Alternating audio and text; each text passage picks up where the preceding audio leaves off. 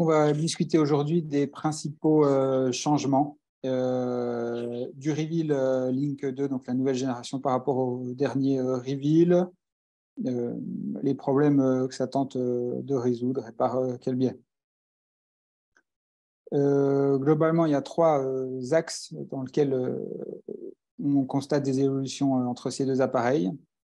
Premièrement, c'est dans l'algorithmie de détection des arythmies, que ce soit des pauses, des tachycardies, des ESV, et principalement pour réduire les faux positifs, qui sont quand même une source importante de travail, notamment en télétransmission, avec de nombreux faux positifs. Et les grandes avancées par rapport au Reveal concernent donc principalement ce domaine.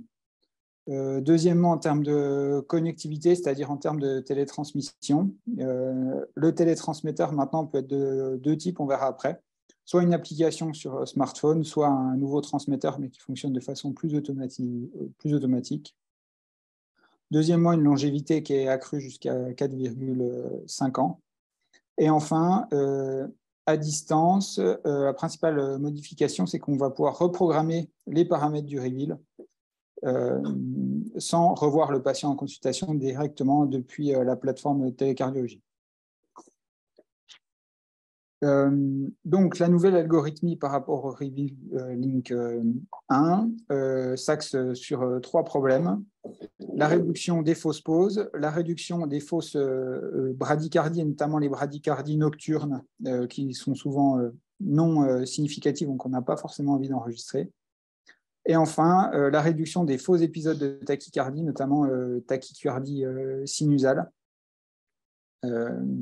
sur lequel a été implémenté un discriminant de démarrage rapide, c'est-à-dire un démarrage brutal, c'est pour discriminer les tachycardies sinusales et l'effort.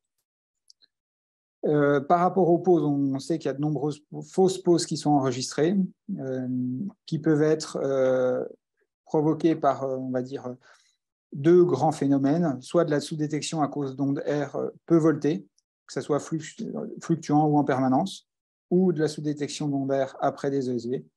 Et il y a aussi d'autres éléments qui sont plutôt des artefacts, donc soit du bruit électrique, soit des pertes de contact. Le nouvel algorithme pour réduire ces fausses pauses, ces détections de pauses inappropriées, se déroule en trois étapes, avec la première étape qui est le truism, qui est, comme on le voit sur cette diapositive ici, une façon de détecter un peu différente, puisque l'appareil va utiliser deux canaux de détection avec deux filtres différents. C'est-à-dire un premier filtre qui, par exemple, sur ce tracé, sous-détecterait quelques battements ventriculaires, puis en range un nouveau filtre, donc qui filtre moins le signal. Et donc, si il y a une asystolie sur le premier canal avec le filtre, on va dire nominal, l'appareil va comparer sur un deuxième canal avec le filtre, on va dire plus sensible, pour reclassifier ces marqueurs. Donc, en cas de détection d'une bradycardie, il applique un filtre moins sensible, et s'il détecte des événements avec ce filtre moins sensible, il suspecte une sous-détection initiale, et il va donc reclassifier l'événement. Ensuite, il va rejeter les artefacts. Les rejets de bruit électrique, c'est toujours un peu la même chose. Il regarde combien de fois le signal change d'amplitude, de sens. Si ça change trop rapidement, c'est non physiologique et donc c'est rejeté. Et enfin, ce qui est appelé les pertes de contact qu'on voit parfois, qui sont aussi rejetées. Ensuite, la deuxième partie, pour éviter les enregistrements des bradycardies nocturnes, on va pouvoir maintenant définir une plage horaire dans laquelle les bradycardies ne seront soit pas enregistrées, soit il n'y en aura qu'une bradycardie enregistrée, ou alors trois. En effet, sur ce diagramme, on voit que la majorité des épisodes de bradycardie télétransmis le sont la nuit. La signification de ces épisodes de bradycardie sont la plupart du temps faibles, soit en lien avec l'apnée du sommeil, soit en lien avec les dysfonctions sinusales nocturnes non symptomatiques. Et donc, on peut choisir chez ces patients de carrément ne pas enregistrer ces événements et donc ne pas surcharger les mémoires à la télétransmission par rapport à ça. Enfin, un algorithme de discrimination principalement de la tachycardie sinusale avec un critère de démarrage brutal ou progressif qui permettrait, selon le constructeur, de diminuer de 50% de ces épisodes de tachycardie finalement sinusale et qu'on peut programmer soit sur marche, soit sur arrêt. Donc finalement, un critère de démarrage brutal pour éliminer les tachycardies sinusales versus les TV. Enfin, une autre, on va dire une autre différence, c'est que l'indication d'implantation programmée sur l'appareil va changer la programmation nominale de l'appareil. C'est-à-dire que les paramètres de détection de pause, de bradycardie ne vont pas être identiques si on considère que l'indication de l'appareil est une syncope ou si c'est une recherche de FA ou si c'est une recherche de TV. Donc, par exemple, pour les pauses, l'appareil va de façon nominale déterminer des pauses à 3 secondes si l'indication du stimulateur cardiaque est une syncope et 5 secondes pour tous les autres patients. Au final, c'est probablement comme ça qu'on programmait déjà les appareils, c'est-à-dire qu'on adaptait les différents critères en fonction de l'indication. Mais là, c'est rentré automatiquement dans l'appareil. Ensuite, une autre différence va être la capacité du reveal à détecter la charge en ESV. Pour l'instant, ce n'était pas le cas. Ça peut être effectivement intéressant chez un patient qui a une cardiopathie rythmique sur ses ESV, chez un patient chez qui on a envie de titrer le traitement.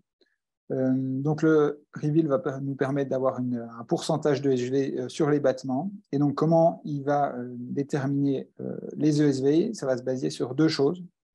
La comparaison de 3 signaux, donc les signaux 1, 2 et 3, en termes de morphologie, mais aussi d'intervalle. Et donc, si l'appareil constate qu'il y a des alternances d'intervalle et de morphologie entre ces signaux, il va considérer que c'est une ESV. Et donc, il va pouvoir dire, par exemple, dans ce cas, il y a 50% d'extrasystole ventriculaire. Ensuite, deuxième partie, on va dire, des choses qui ont changé, c'est la télétransmission. Le télétransmetteur va maintenant pouvoir soit consister en un télétransmetteur classique, mais complètement automatisé, c'est-à-dire qu'il n'y a plus de transmission manuelle. Les épisodes sont envoyés sans attendre la fenêtre horaire de transmission. Et pour les patients, on peut aussi leur donner la possibilité de transmettre uniquement à partir de leur smartphone avec l'application dédiée. Par ailleurs, les paramètres d'enregistrement des épisodes et des pauses, etc., vont pouvoir être modifiés à distance via la plateforme CareLink, ce qui permet, par exemple, en cas de faux épisode de FA, de reparamétrer directement, par exemple, un score d'évidence de FA plus élevé pour être moins sensible. Voilà. Donc, sans faire revenir le patient dans le centre, on peut reprogrammer l'intégralité des paramètres du reveal en termes d'enregistrement. Enfin, pour diminuer toujours donc, le nombre de faux positifs, et en particulier dans la détection de la fibrillation atriale, en plus des algorithmes qu'on a vus précédemment, la plateforme de télésuivi va intégrer ce qu'ils considèrent comme de l'intelligence artificielle, mais en fait plutôt un algorithme classique, puisqu'il ne va pas s'implémenter avec le temps, et qui va faire la différence entre les vrais FA et les faux FA, donc sur des ESV, sur de la tachycardie sinusale, etc. Et l'ensemble de ces algorithmes permet a priori donc une réduction de 74% des épisodes, des faux épisodes de FA en gardant une bonne sensibilité, et une réduction des pauses de 97% en gardant 100% de sensibilité. Donc ça semble intéressant, c'est évidemment soumis à validation dans les années qui arrivent. Et donc pour résumer, les principales différences entre les deux générations de Reveal Link. La longévité a été accrue d'environ 1,5 ans par rapport aux 3 ans qui étaient donnés jusqu'ici. La programmation nominale va être changée en fonction de l'indication. L'appareil intègre un calcul de la charge en ESV. On peut désactiver l'enregistrement des bradycardies nocturnes si on le souhaite. Les algorithmes ont été améliorés pour réduire les faux positifs et des changements en termes de télécardiologie avec un algorithme d'intelligence artificielle entre parenthèses qui permet de diminuer le faux positif, le taux de faux positif. On peut reprogrammer l'appareil à distance.